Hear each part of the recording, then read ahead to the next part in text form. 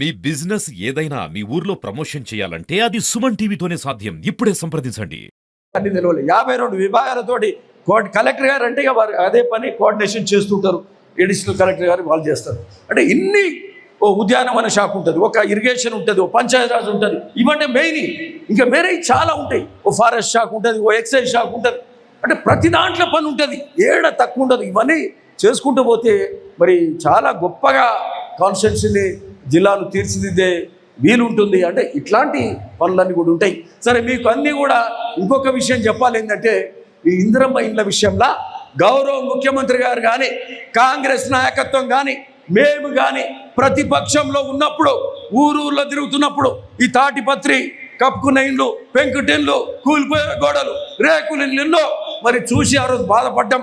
ధనిక రాష్ట్రంలో ఇట్లాంటి పరిస్థితి ఎందుకు దాపరించింది, ఇది కాదు మనకు కావాల్సిందని ఆ రోజు చూసినాం, గ్రహించినాం. కాబట్టి ఈరోజు ముఖ్యమంత్రి రేవంత్ రెడ్డి గారు ఇందిరమ్మ ఇళ్లకు ఇవ్వాలనేది మొదటి ప్రాముఖ్యత పెట్టుకొని ఇందిరమ్మ ఇల్లు రాష్ట్ర వ్యాప్తంగా 22,000 కోట్లతోటి ఇందిరమ్మ ఇల్లు ఇచ్చే కార్యక్రమం 4.5 లక్షల ఇల్లు ఇస్తున్నారు. ఇది చాలా గొప్ప విషయం అని చెప్తా ఉన్నాం. ఓకే, అట్లనే మీకు ఈ గత 2 నెలలకెళ్ళి ఎన్ని కార్యక్రమాలు అయినాయంటే ఒక 4 గొప్ప కార్యక్రమాలు అయినాయి. మొదలేమైంది, అన్నిటికంటే సంక్షేమ కార్యక్రమాల గొప్ప పథకం ఏంటంటే సన్న బియ్యం ఇచ్చే కార్యక్రమం మొదలైంది. సన్న బియ్యం మంచిగా ఉందా లేదా? సన్నబువ్వ తింటున్నాం కదా, సన్నాన్నం, అవునా లేదమ్మా? ఒకసారి చేతులు ఎత్తాలి అందరూ. ఇది మంచి స్కీమా కదా అనే వాళ్ళంతా కూడా చేతులు ఎత్తాలని కోరుతూ, అంటే ఇది చాలా గొప్ప పథకంగా భావిస్తున్నాం. అంతకుముందు ఈ రాష్ట్రం 10,000 కోట్లు ఖర్చు పెడితే ఆ దొడ్డు బియ్యం అన్నీ తినలేక మరి అవి వేరే వాళ్ళకి ఇచ్చుకోవడమో చేయడమో 10 రూపాయలకు 8 రూపాయలకి ఇస్తే మళ్ళీ 30 రూపాయలు పెట్టి సన్న బియ్యం కొనేది. ప్రభుత్వం 10,000 కోట్లు దండగా మీకు మళ్ళా ప్రజలందరికీ మళ్ళీ 10,000 కోట్లు అయ్యేది. ఇది కాదు మనం చేయాల్సింది, నేరుగా సన్న బియ్యం ఇద్దామనే ఆలోచన. మరి ఉత్తమ్ కుమార్ గారు సివిల్ సప్లైస్ మంత్రి వారే నేరుగా ఆలోచన చేసి ముఖ్యమంత్రి గారి అనుమతితోటి ఈరోజు సన్న బియ్యం ఇచ్చే కార్యక్రమం రాష్ట్ర వ్యాప్తంగా అమలు చేస్తూ అది ఒక గొప్ప కార్యక్రమంగా నిలిచిపోయింది.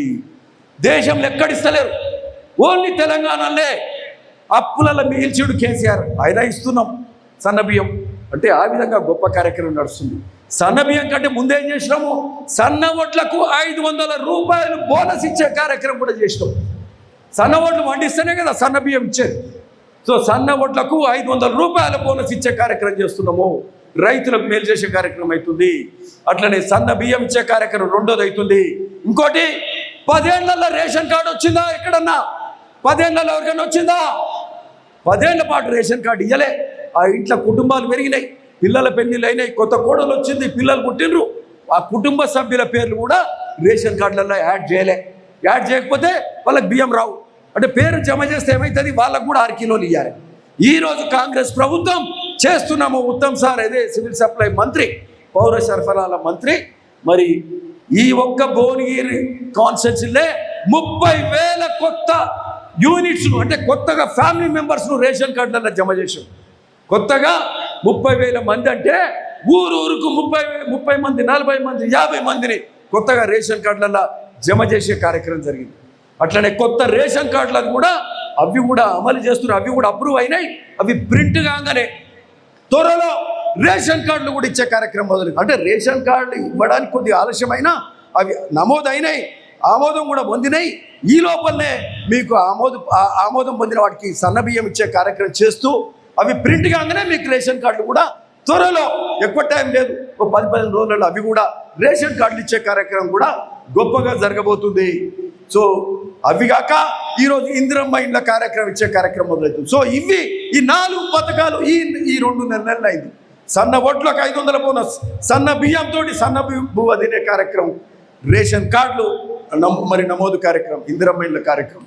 సో ఇవన్నీ మంచి కార్యక్రమాలుగా ఈ ప్రభుత్వంలో ఎమ్మెల్యేగా గెలవడం, ఇట్లాంటి వాటిలల్లో పాలు పంచుకోవడం నిజంగా చాలా సంతోషాన్ని ఇస్తుందని కూడా ఈ సందర్భంగా చెప్తూ, సరే అనేక కార్యక్రమాలు కూడా జరిగినాయి. 200 యూనిట్ల కరెంట్ బిల్ ఉచితం, 500కే గ్యాస్ సిలిండర్, బస్సు ఉచితం మహిళలకు, మరి అట్లనే ఆరోగ్యశ్రీ 5 లక్షల నుంచి 10 లక్షలకి ఇచ్చే కార్యక్రమం చేస్తున్నాం. ఎల్ఓసీలు ఎవరన్నా హాస్పిటల్లో పడితే రాత్రి 10-11 అయినా ఫోన్ మా వాళ్ళు లిఫ్ట్ చేస్తున్నాం, నేనైనా లిఫ్ట్ చేస్తున్నాం. ఆడ బెడ్ లేకపోతే ఎయిమ్స్ నిమ్స్లా బెడ్ ఇప్పించే కార్యక్రమం చేస్తున్నాం. మరి ఎల్ఓసి 2 లక్షలు 3 లక్షలు 7.5 లక్షల వరకు కూడా ఇప్పించే కార్యక్రమం చేసినాం. పేదవాళ్లకు ఈ వైద్యం కోసం చాలా మీరు అంతకుముందు ఎప్పుడో ఇట్లా పైసలు రాలే. అట్లే సీఎం రిలీఫ్ ఫండ్ కూడా మరి పెద్ద ఎత్తున 50,000 60 లక్షల రూపాయలు 1 2 లక్షలు కూడా ఇచ్చే కార్యక్రమం జరుగుతుంది. నాడు కాంగ్రెస్ హయాంలో జరిగినట్టు ఇవన్నీ కూడా జరుగుతున్నాయి కాబట్టి చాలా సంతోషం.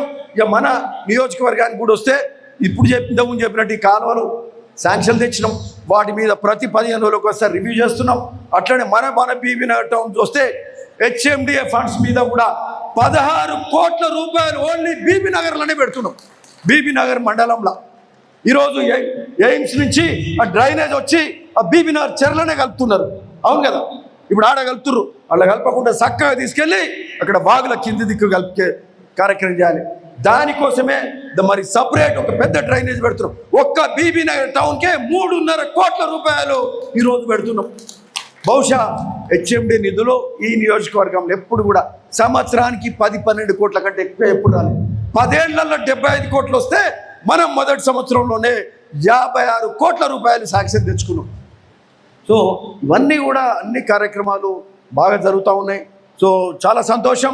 ఇక మనకు సంబంధించిన ఇక మిగతా కార్యక్రమాలన్నీ కూడా ఉన్నాయి. హెచ్ఎండిఏ ఫండ్స్ కానీ రేషన్స్ కార్డ్స్ ఇవన్నీ కూడా మా వాళ్ళు రాసిచ్చారు కానీ మనకి ఇవన్నీ గుర్తుంటున్నాయి కదా, ఇది చదివే అవసరం కూడా లేదు.